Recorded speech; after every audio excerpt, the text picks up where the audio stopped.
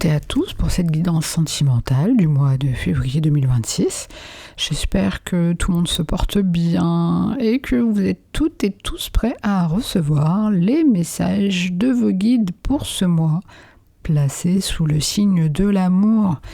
Alors pour les personnes ne me connaissant pas, je ne suis Arwen de la chaîne Arcane Cosmique et on se retrouve donc aujourd'hui pour explorer les énergies qui vont traverser ton cœur durant les prochaines semaines. Alors bien entendu, il ne faut pas oublier que c'est une guidance générale, donc prends uniquement ce qui résonne avec ton histoire.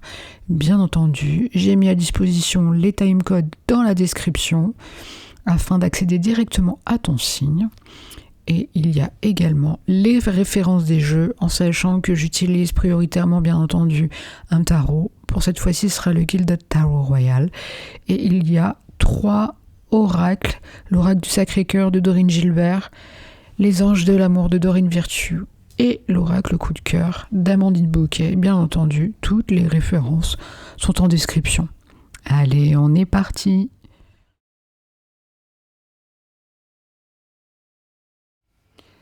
Ami Sagittaire, à ton tour d'avoir ton tirage sentimental. On va commencer par poser les cartes du tarot. Donc pour la leçon karmique, la première carte, l'attitude à adopter, la deuxième carte, et l'indice pour faire le tri en troisième carte. On va compléter avec les oracles. On commence par le Sacré-Cœur qui brille. Donc ça sera pour compléter la première carte de tarot. Ensuite, les anges de l'amour pour la deuxième carte de tarot. Et pour l'oracle coup de cœur, on va mettre 2 cartes. Je vérifie si elles ne sont pas collées, parce que des fois, elles sont tellement épaisses qu'elles se collent des fois. Voilà. Allez, on commence la lecture. Donc, on commence avec l'ermite. Waouh, violence et agressivité. Ça commence fort, hein. Donc là, c'est la première partie, c'est la leçon karmique. Donc, on va essayer de définir les racines du problème, si problème il y a. Donc, bien entendu, j'explique quand même un petit peu les cartes du tarot, parce que ça me paraît quand même important d'avoir un minimum de pédagogie, notamment sur les tarots que vous retrouvez dans l'ensemble des guidances, que ce soit les miennes ou celles des consoeurs et confrères. Quand on comprend bien les cartes, au fur et à mesure, on comprend mieux les guidances, tout simplement. Alors la carte de l'ermite, peut-être que vous la connaissez, ce fameux vieux sage qui marche seul avec sa petite lanterne à la main. Ben, c'est la carte qui symbolise l'introspection, le fameux besoin de recul. C'est aussi la solitude choisie, la recherche de la vérité intérieure. En fait, c'est ni plus ni moins que le silence nécessaire pour entendre son âme. Avec l'oracle Sacré-Cœur, on a la violence et l'agressivité. Alors là, c'est vraiment un autre sujet. Là, clairement, c'est une carte qui évoque des tensions qui sont quand même assez fortes. Alors ça peut être aussi des paroles qui blessent, ça peut être des conflits extérieurs, ou ça peut être tout simplement une colère qui est refoulée et qui va finir par exploser, hein, tout simplement. Alors si on combine les 2 cartes, on fait la fusion des énergies, il y a quand même un contraste saisissant entre l'ermite et la carte de la violence et l'agressivité. Là, ami Sagittaire, je pense que tu cherches la paix avec la carte de l'ermite, mais que tu es rattrapé par une atmosphère qui est plutôt toxique ou agressive. Alors, ça peut signifier que tu te retires en toi-même pour fuir un environnement relationnel devenu trop dur, en fait. Ou alors, ça peut aussi signifier que quand tu fais ta propre introspection, ça réveille des colères assez anciennes. Alors, qu'est-ce qui va indiquer l'apprentissage de ton âme? Là, clairement, avec l'association des cartes, je pense que ton schéma, ça va être de fuir dans ta tour d'ivoire, ou dans tes voyages éventuellement, dès que le ton monte. Tout simplement pour éviter de traiter la source du conflit. Donc là, moi j'aurais tendance à dire que ta leçon karmique, c'est de comprendre en fait que le silence de l'ermite ne doit pas être une fuite, mais plus un bouclier. Alors ce mois-ci, je pense que tu vas falloir que tu dépasses ta peur de l'agressivité. Alors comment faire? Tout simplement, il va falloir que tu apprennes à poser des limites fermes, mais sans devenir agressif en retour. Donc là, ta dette à solder, si on peut parler de ça, ça va être celle de l'évitement. Comme on dit, tu peux pas trouver la lumière si tu passes tout ton temps à te cacher dans l'ombre des autres. Donc là, je pense que si tu veux être plein de sagesse, il va falloir que tu restes calme, même si tu es au centre de tension. Allez, on continue le tirage. On a le 2 de denier. Wow, et la passion. C'est chaud. Donc cette deuxième partie, c'est ton présent, c'est l'attitude à adopter pour avoir de l'harmonie en fait dans ta vie sentimentale. On commence par le 2 de denier. Alors c'est une carte de flexibilité en fait. C'est une carte d'adaptation. Il y a aussi un mouvement constant. Hein. On le voit, c'est un personnage qui est tout le temps en train de jongler, mais qui est stable en fait. C'est un personnage, tu vois, qu'il est sur l'eau en fait. Il essaie de garder son équilibre au milieu des vagues. En fait, ça indique d'être capable de gérer plusieurs priorités en même temps. Et ensuite, pour les anges de l'amour, on a la carte de la passion.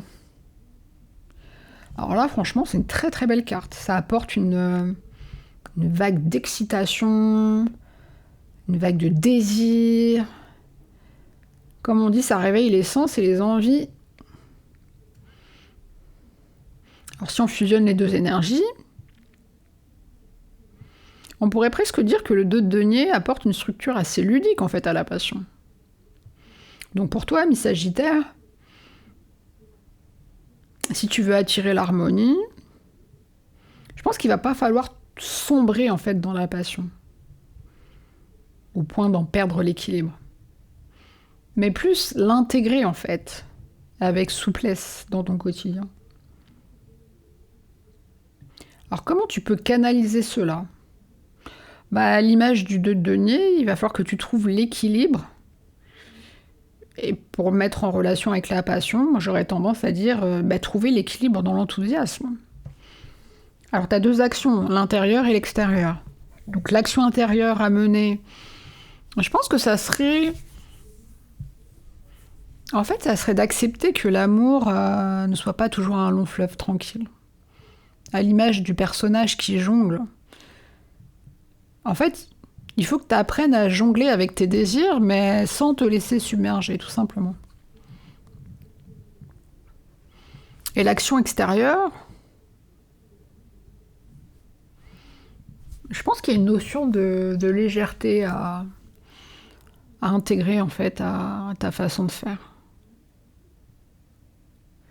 Il est possible que ça indique, en fait, que ton attitude, il faudrait peut-être la modeler et pour que tu puisses attirer l'harmonie, que tu sois un peu moins sérieux en fait. C'est-à-dire que si jamais la passion est là, ne cherche pas en fait à l'emprisonner. Sois un peu fluide à l'image du jonglage.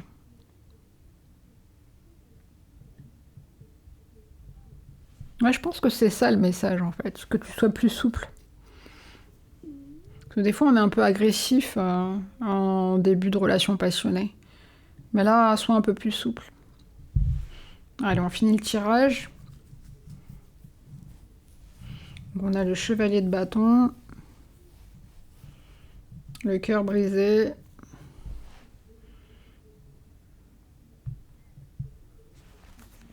Et le triangle, ok. Là, dans la dernière partie, on est dans la projection, l'indice en fait pour faire le tri. Donc encore un chevalier de bâton cette fois-ci. Alors là, Enfin là, jusqu'à présent, je disais ça, mais toi, t'en as pas eu. En fait, ça me fait juste penser que le tirage que j'ai fait juste avant, il y avait pas mal de chevaliers. Donc là, pour le coup, c'est ton premier chevalier, autant pour moi. Donc là, ce chevalier-là, en fait, c'est l'énergie du départ un peu précipité. C'est un personnage qui est assez impulsif. C'est un personnage qui part à l'aventure, notamment dès qu'une situation ne lui plaît plus. Combiné au cœur brisé et au triangle. Ok.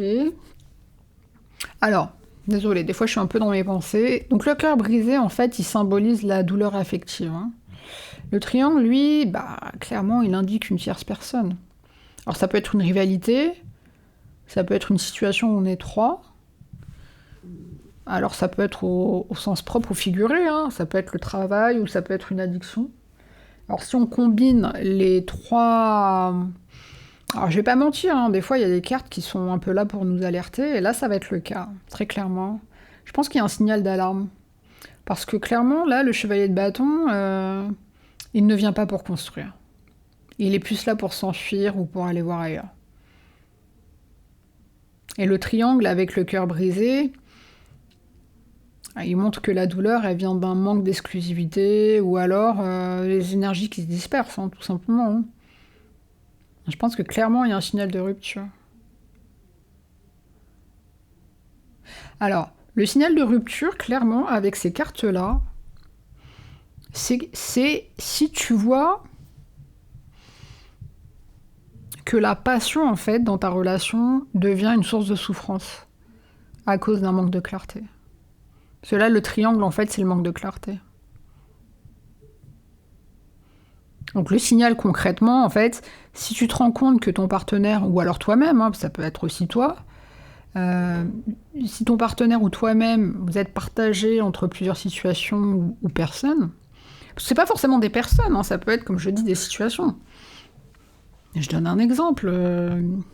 Un partenaire qui a des centres d'intérêt qui lui prennent énormément de temps et qui t'accordent beaucoup moins de temps, du coup, et vous partagez quasiment plus rien. C'est chronophage, hein. Après, c'est un choix. Il faut avoir chacun son jardin secret ou ses temps de pause. On n'a pas toujours les mêmes activités, mais ceci dit, il faut quand même s'accorder du temps. Il faut trouver des temps dans son emploi du temps. En tout cas, si c'est le cas, et que toi, ça te brise le cœur, là, le tri, il est impératif. Donc, quelle action il faut que tu mènes ? Alors, le chevalier de bâton, ici, je pense que ça donne un indice de la vitesse.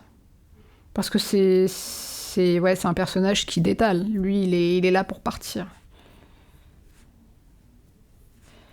Donc, si on le met à ta situation, c'est si tu te sens en fait, si tu sens que tu dois partir vite pour te protéger surtout ton cœur, fais-le. Fais-le. Là, clairement, on te dit que le tri doit être fait s'il n'y a plus de place pour deux. Des fois, le triangle, il est complètement installé. Des fois, on le sait, hein. On le ressent, on le sait, on l'identifie et on laisse faire. Mais si toi, ça te rend malheureux ou malheureuse, il va falloir que tu fasses le tri.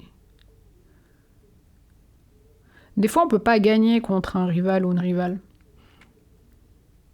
Donc justement, à l'image du chevalier, utilise son énergie pour galoper vers un nouvel horizon. Hein. Franchement, t'embête pas.